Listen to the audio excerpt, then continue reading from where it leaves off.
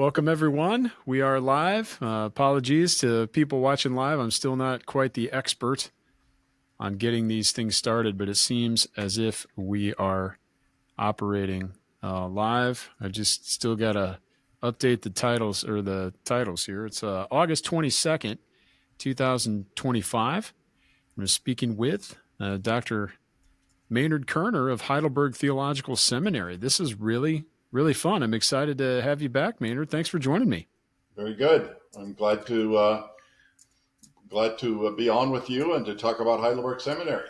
Absolutely. Well, we are following up. We just not too long ago, 2 months ago, we're just at the RCUS Tricentennial out in South Dakota. I had a really excellent time with my colleague, Ryan Noah. It was the first time I'd been to South Dakota. Went to Mount Rushmore and everything, and it was really wonderful to have that celebration there, even at the National Monument.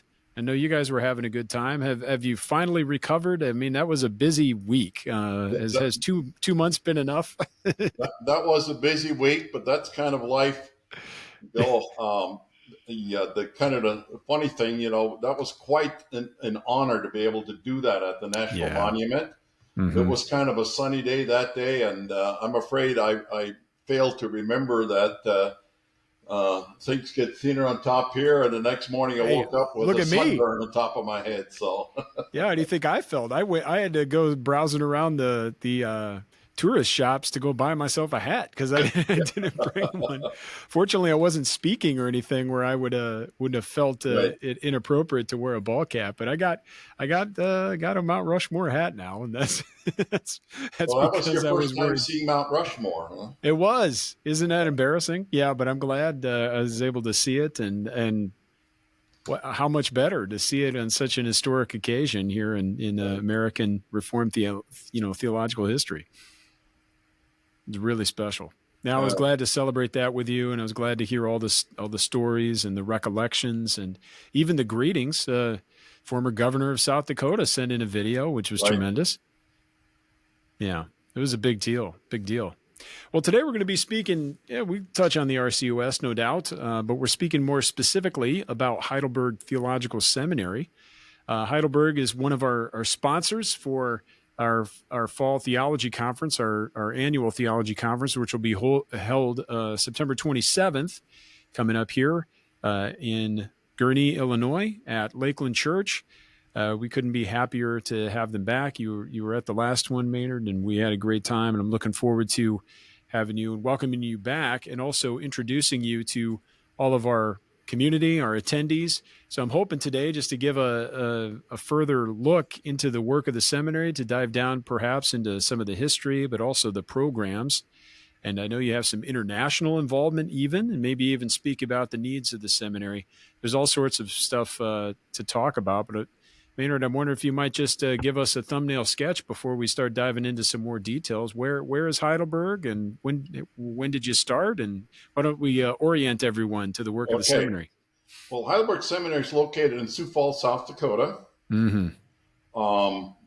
Kind of in the central to some extent with the Reformed Church in the United States, for those who are familiar with that.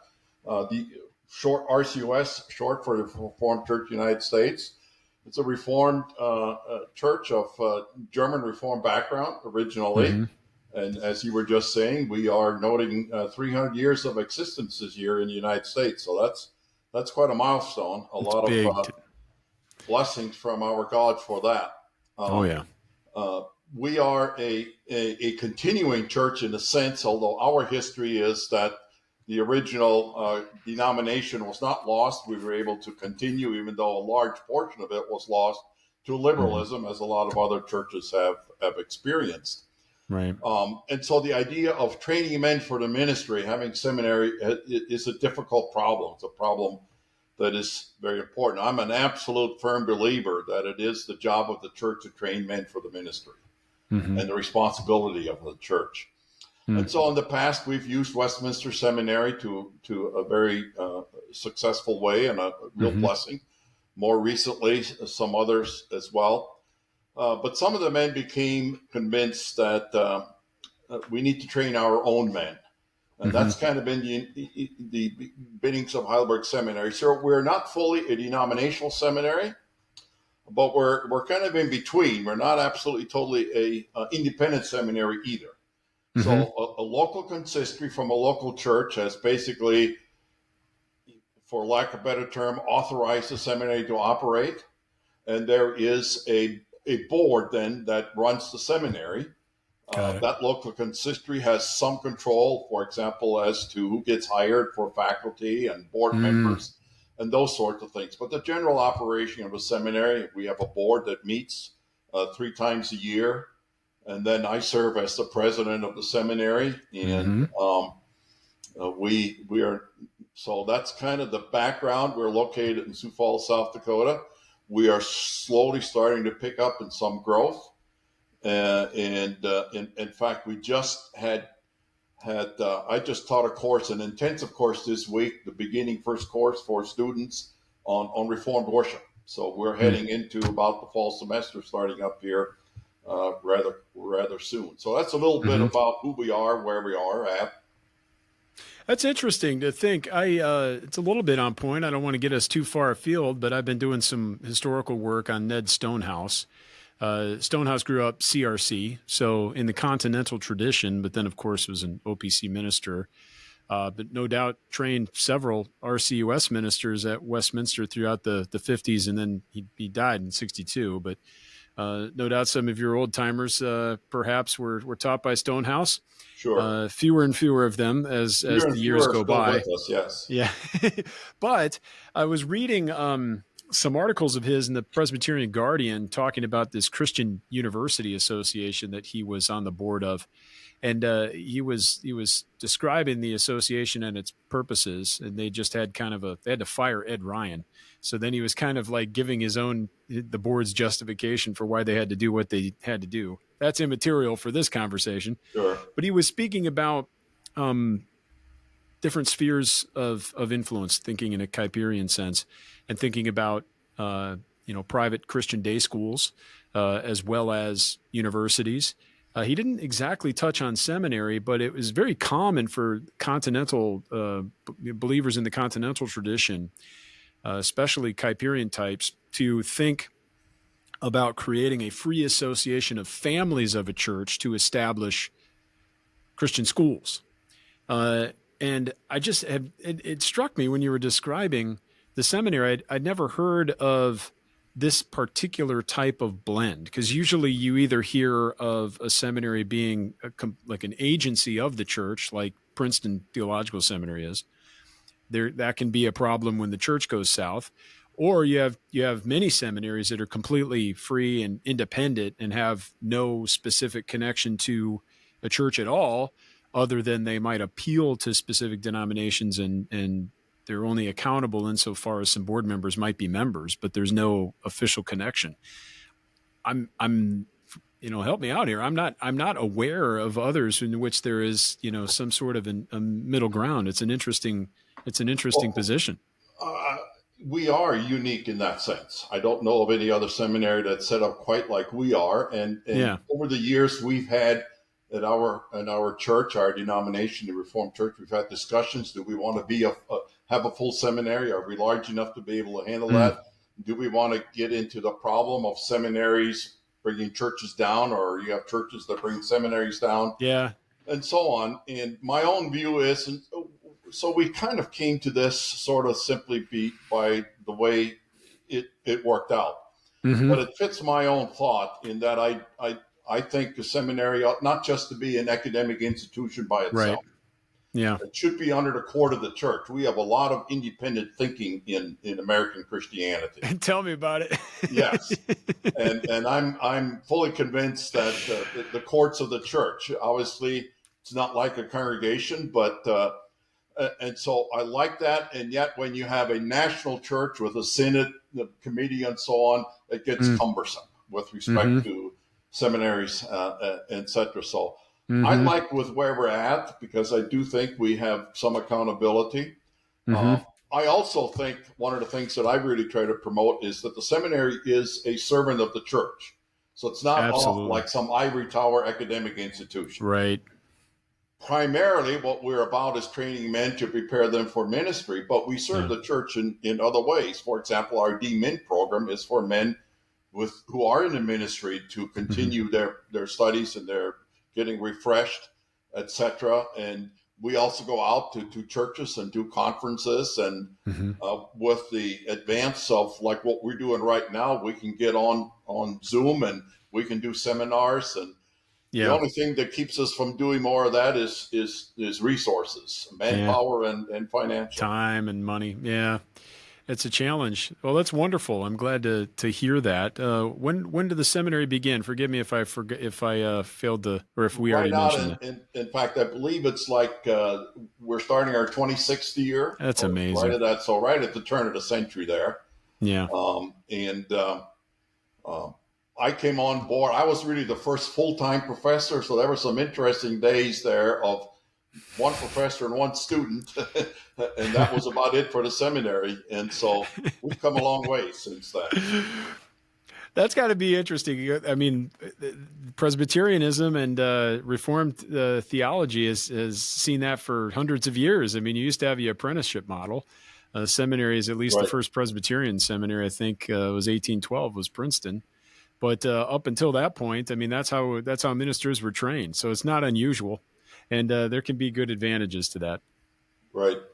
But it is good to be able to train more ministers and get more through. You mentioned the D-Min program. Why don't we talk a bit about all the offerings at Heidelberg? I presume we also have the MDiv. Are there other things that you offer? Obviously, our number one is training men for the ministry, which is the Master Divinity program. And while we are primarily in the context of the Reformed Church in the United States, and basically what we say, what we hold to, what we teach, what we promote is ministry in the RCOS. But we're not limited to that. We are very open, and we seek students from other denominations, OPC and URC, PCA. We have some of all of those. We have one full-time professor as an OPC minister, and so we have those opportunities as well. Yeah. And right now we have, I believe, I was just trying to count up, I think we have about right at 10 students in the master's program.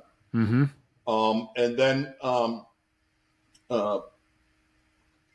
number of years ago, with the onslaught of more and more men struggling with burnout in the ministry and so on, and I'm convinced more than ever that ministry is getting more and more difficult. This is actually, by the way, if I count the 2 summers while I was in seminary myself doing internship, I'm at 50 years of ministry now. Wow. And it has changed a lot. And I think there's a tremendous need. Often congregations don't appreciate that, and even elders, but there's a tremendous need for men to get away from their weekly grind of ministry and do some fresh studies and encourage one another. So our D-Min is not so that guys can hang up another sheet on the wall and put some more letters by their name. More letters after their name, right? That's right.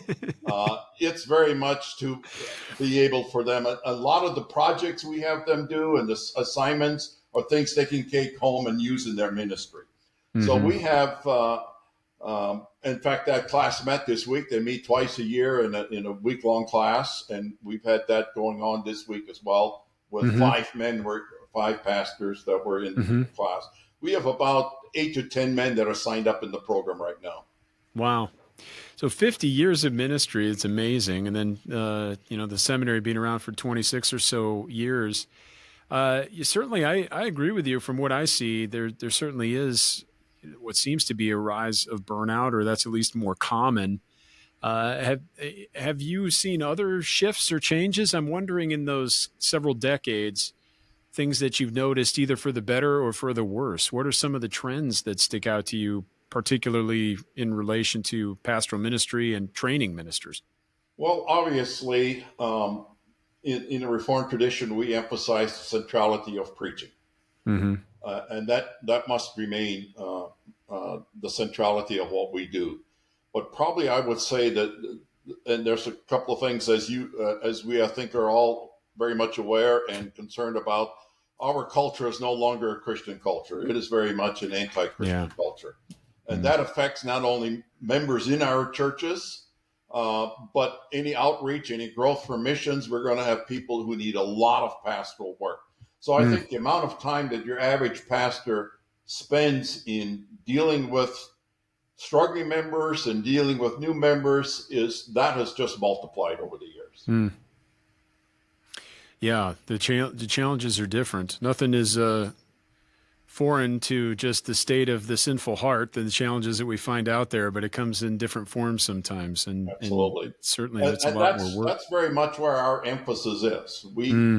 Though we have a high commitment as a good Reformed Presbyterian background would on the academics, but we are particularly concerned about having men know what they're going to do. And so we have a lot of experience of pastoral ministry on our faculty. I was just adding up, I think we have over the 4 full-time faculty now. We have over 100 years of ministerial experience. Wow. And that's then we have some part-time as well.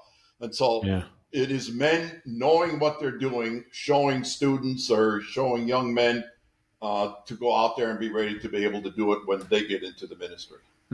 Amen. Now, you mentioned the different denominations that are represented among the student body. Are there different countries as well? Are people coming from outside the U.S.? Or maybe I could ask, are they going to countries outside the U.S.? Well, we've something that we had never thought would happen as we began this business of seminary, but the Reformed Church United States has connections with helping to start. We're very limited in our resources, so we've helped the Pearl of the Orient Covenant Reformed Church in the Philippines, which is a fairly new denomination there. Then also in the Congo and in Kenya. Oh, wow. So it's been probably about at least 10 years now that we were approached by men in the Philippines saying if we could just get our men trained, our church would grow. And so we started a program where we would send faculty there for a week or two in the summertime and do intensive courses. And then with the development of the internet and the use of Zoom, it has just multiplied. So we have a program both in the Philippines and in Kenya. We haven't quite figured out yet how to help out our brothers in the Congo because that's French and I can't teach in French. So, but we teach 2 courses at a semester that are it's somewhat of a lower level. It's not the full same Master of Divinity, but most of these men are already pastors and have very little education. So whatever they get. So we usually have around 25 men in the Philippines. Wow. I've been there myself 3 times. I'm at the point now where I don't think that's going to happen anymore for me, but others will go. And then we also have students in Kenya. So basically what happens, they take about a 4-year curriculum we've set up. It's not as fully intense with all of the aspects, languages, etc. But also we do allow, if there are students there that are capable, have the academic background, and they're willing to, they can dial in. For example, I said I was teaching Reformed worship this week. I had one student from the Philippines. When our class started here at 9 o'clock in the morning, it was 10 o'clock in the evening for him. So he was in all week, all night long for the week. And so we do allow them to take the Master Divinity program, which they will get that degree if they complete all of those. We currently have 2 of those men, actually, 2 in the Philippines and 1 in Kenya. Wow. That is taking that. Now, in addition, in Kenya, that one just exploded. That's where also the RCOS works with missions. And we don't have the resources. We don't have men on the field, so we try to keep up with them and help encourage them. And so our Foreign Ministries Committee asked the seminary if we could do what we're doing in the Philippines as well in Kenya. We started that about 3 years ago, and now we have men who gather in different groups. We provide them with the TV, with the internet, and the computer. And there are 8 or 9 groups now with over 60 students that dial into courses. 8 or 9 groups with more than 60 students? Wow, that's amazing. Now, some of those students virtually just sit there, don't do much work. Some of them are capable. Some of them are pastors Whatever. and have virtually no I education, mean, but that's just listening to the courses, they're growing. exactly. I mean, still, that's amazing. I'd love to have, if we had 60 people in our adult Sunday school class Right. at our church. We don't. Uh, and so the challenge is, the internet. So sometimes I remember teaching first year of the course, and I'd be having students online, and then they'd be gone, and I'd get a message on Facebook that says it's raining, the power went out, we're trying to get our generator started, and so on. But that has really just blossomed, and Yeah. so it's been an unexpected but fantastic ministry that we are able to pursue there. We also sent, for example, we just had 2 faculty members, Dr. Morgan and Dr. Schlegel, who spend a week in Kenya this summer, Wow. meeting with the men and encouraging them and getting to know them a little bit better. And then we'll have courses for them. And the challenge is when we teach for the Philippines, we usually try to teach on Friday evening. That's Saturday morning for them. And in Kenya, we have to the faculty has to get up at 5 in the morning and teach a class if they're teaching from Central Time Zone. So, and that's where we use a number of adjunct or part-time professors who help us out with those kinds of courses. Mm-hmm. No, that's great. We know that our friend Jim Cassidy, one of our board members, has at least been over to Philippines to do some of the work with some of those people. Right. We're very thankful for that. With us, and I'll be seeing Jim in a few weeks. I plan to be at their Presbyterian meeting. So. That's great. I'd love to hear more about maybe some of the particular opportunities, or we might even say some of the specific needs of the seminary. The Lord's certainly opening doors for you. Praise the Lord for that. And there's always a need for more resources. But in what specific ways might we be able to pray for the seminary, or might people be able to help out? Well, basically, and I'll put it, we're in one of those businesses where we depend on people supporting us. Tuition is a small part of and so it's a challenge with our economics, to try to make sure we pay the professors sufficiently and so on. And that's a continuing challenge.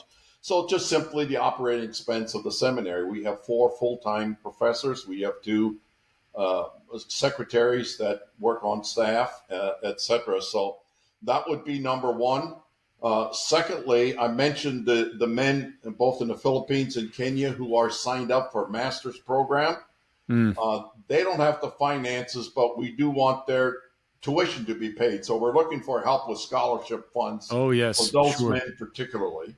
And for example, if there are any listeners who say, well, we're not necessarily so interested in the seminary as a connection with the Reformed Church, but there is that missionary outreach.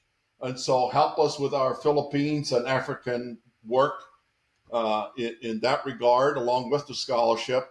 And then finally, we have a very good relationship with the church here in Sioux Falls, but we're pushing each other. The church is growing, we're growing. We really need to have our own building. We have the space for the land. We have a capital campaign. We don't have enough room for all the faculty offices and that sort of thing. So that's a big issue that we have before us. Did I hear right? You already have land, you already have space, but you're trying to raise. Right. The church has a. They have space for it. There's enough space that the church will give us that property if we can raise the money for the building. Well, that's great. Well, praise the Lord. Yeah, that's certainly something to keep in mind, and perhaps in fact, people listening. We have just recently been given a complete library from a New Geneva Theological Seminary. Wow. We don't have room to put it up, so we need our space. We need a home for the books. That's right. Wow. We still think a physical library is important. Oh, yeah, we do too. We're building we have a small one here, but it's a respectable library at Reformed Forum, but we're not a theological institution. We're not educating students. It's all the more important to have those books and those spaces. I might mention along those lines, one of the things that we have been able to get into with our regular master's students, we have available for them a Logos account that costs less than what their normal textbooks would be just for the courses. And when they leave, they have that library that goes with them. they get to hang on to it. Right. That's great. Well, I love that. I read Logos every day. I use that as my daily Bible reading software, but also have quite a few books in there. It's Right. really handy. I love the physical books, but what I really love is having both. Yeah, right. So that's what we're doing here. So. Oh, that's tremendous. That's wonderful. Well, there's tremendous needs. We'd love to have anybody, if there's anybody listening that's interested, happy to have them contact us. Yes. Well, I was going to ask you. Of putting together a promotional video right now. We'll be sending out, and so we'd be happy to do that. That's wonderful. I was wondering. I was going to ask how people might follow up, not only if they want to help meet a need or contribute, but even more broadly, if they want to inquire about the seminary or possibly even apply, whether for the MDiv or for the PhD or just want general information. What's the best way to do that? Is it to go to the seminary website? The best way, the easiest way, was to go to our website, heidelbergseminary.org. Mm-hmm. There's pull downs where you can actually donate directly, or you can inquire, and feel free to follow up with a phone call or an inquiry. But that would be the simplest way to get in touch with us. Yes. Yeah, I'm looking at the site right now, and so certainly plenty of information there. Again, they're in Sioux Falls, South Dakota, but you can find them online, heidelbergseminary.org. So a list of courses, catalog, list of faculty, everything you'd expect, and a link even right at the top for a capital campaign and a big red button where you can click Start Application. So that's the way to do it. Make it easy for everybody. We are in the process of applying for full membership in ARTS, the Associate Reformed Theological Seminaries. Okay. So we have that accreditation that we're working on right now. So that's good. Yes. We've come a long way since the days when I started, as we said earlier, one faculty and one student. One-on-one. Yeah. Yeah. Where we've got a faculty to student ratio of 1-to-1. That's amazing. That's tremendous.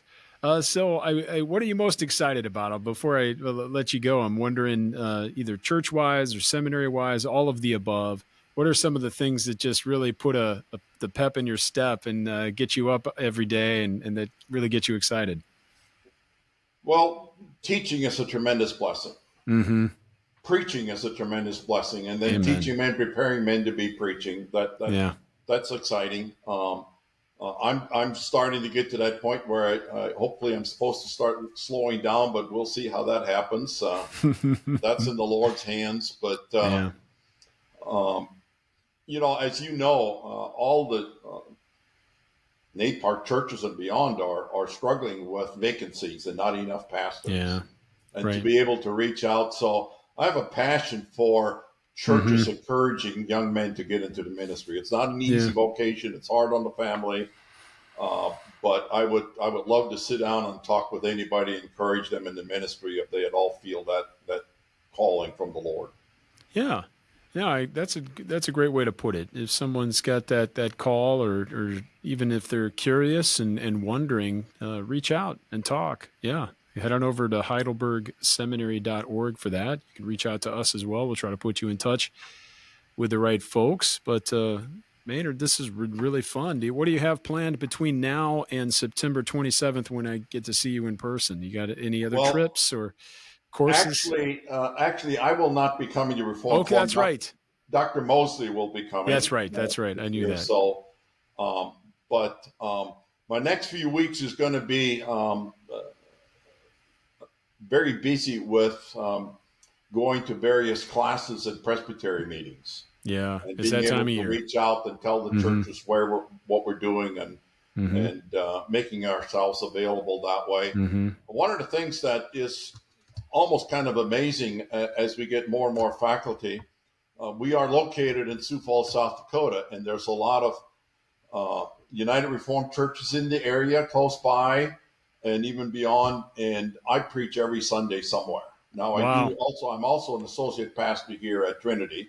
And we're a growing church and very busy, but all of our faculty there's always more inquiries to fill pulpits than we have men to fill them. So yeah, there's a need. Yeah. So I'll be staying busy. There you go. Preaching the word. Praise the Lord for that. Yes. That's wonderful. Well, thanks for joining me. I want to thank everybody for popping into the live stream. We've been speaking with Dr. Maynard Koerner, president of Heidelberg Theological Seminary. Again, visit them online at heidelbergseminary.org. And if you're able to come to our conference, we'll be meeting on September 27th. That's a Saturday at Lakeland Church in Gurnee, Illinois, and Heidelberg will be there. They'll have information, resources, and be able to talk face-to-face if you would like. And we encourage you to make that connection and reach out to the seminary as well if you're able to help, and keep them in prayer, and for all the brothers and sisters overseas that are taking courses. That's it's really exciting to hear that news. Wow, we really appreciate it. And we'll follow up and make sure that we send anyone your way. Maynard, thanks so much. We appreciate it. And we'll see everybody online soon. We'll see you next time.